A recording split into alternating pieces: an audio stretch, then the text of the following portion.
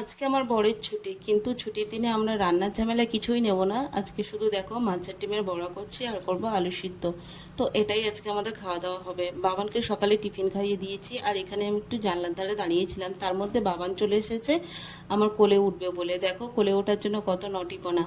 তারপরে দুপুরে খেয়ে দিয়ে ওর বাবা আর ও একটু শুয়েছে, বাট আমি এখন বেরিয়ে পড়বো ছুরি আর সুতো নিয়ে, সরি কাঁচি সুতো নিয়ে একটু কাজে। তার মানে আমাদের পাশে একজন ফেসিয়াল করবে, বাট আমার হাজব্যান্ড যেহেতু বাড়িতে আছে সেই কারণে ওদের বাড়িতে আমাকে যেতে হচ্ছে। তো এই যে বেশি দূরে না, মাঠ ভেঙে দেখো এখান থেকে দেখা যাচ্ছে ওই যে ছোট্ট একটা বাড়ি। তো এদের বাড়িতেই আমি যাব ফেসিয়াল করতে। তো ওদের বাড়ির তো এখানে আমি চলে এসেছি, আর এসে দেখি দিদি আর দাদা বসেছিলেন। তো তারপরে দিদি বাড়িতে গেল ঘরের ভেতরে।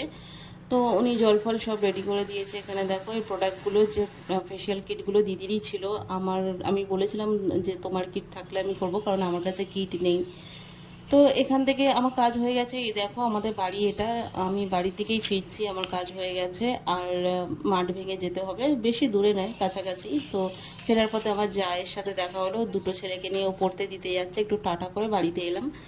বাড়িতে এসে দেখো আমি আস্তে করে দরজাটা খুলছি, আমি দেখতে চাইছি যে ওর বাবা আর বাবান কি করছে, ঘুমিয়েছে না কি ঘুমায়নি। তো বাবান ঘুমিয়ে পড়েছে, ওর বাবা এখনো জেগে আছে।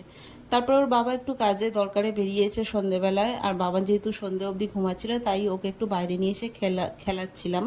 তারপরে ও ফের আমার মানে বাবান চলে এলো আমার জায়ের ঘরে, মানে ওখানে আমার জায়ের দুটো বাচ্চা আছে, ওদের সাথে খেলার জন্য।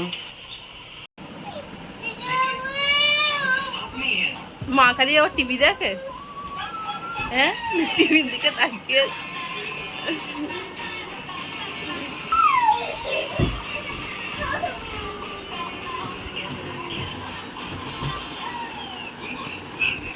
ভাইয়ের পড়ে লাভ, ভাইয়ের ইয়েতে শুস না যেন।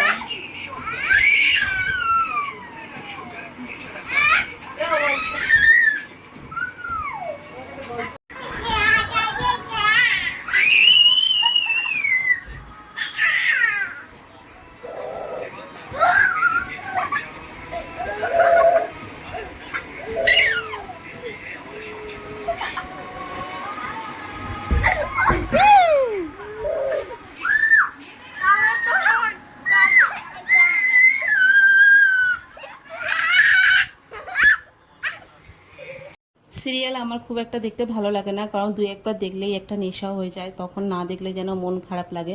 তো তারপরে দেখো পাশের বাড়ি কাকিমাও এলো আমার জায়ের ঘরে, কিছু দরকার ছিল হয়তো সেই কারণে, তো একটু কথা বলে গেল দাঁড়িয়ে। আর এরা তিনজন এখানে খেলছে। এবার আমি বাবানকে বাড়িতে নিয়ে চলে এসেছি, কারণ বড় ছেলেটা পড়তে বসবে সেই কারণে।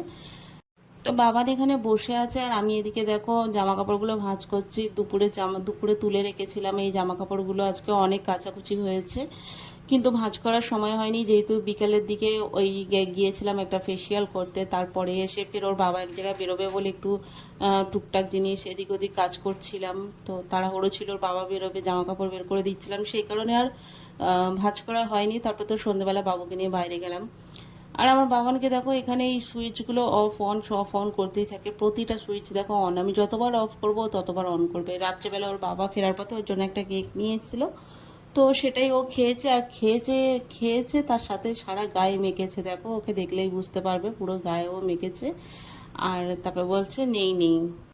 আজকে আমাদের রাতে রান্না হয়নি, মানে রাতে করিই নি ইচ্ছা করে, ওর বাবা বলেছিল আজকে একটু বাইরে কিছু খেতে ইচ্ছা করছে, তো সেই কারণে করিনি। তো ও নিয়ে এসেছিলো আমাদের দুজনের জন্য দুটো রোল, আর বাবানের জন্য কেক। বাবান কেকটা খেয়ে নিয়েছে, আর আমরা এখন রোলটা খাচ্ছি।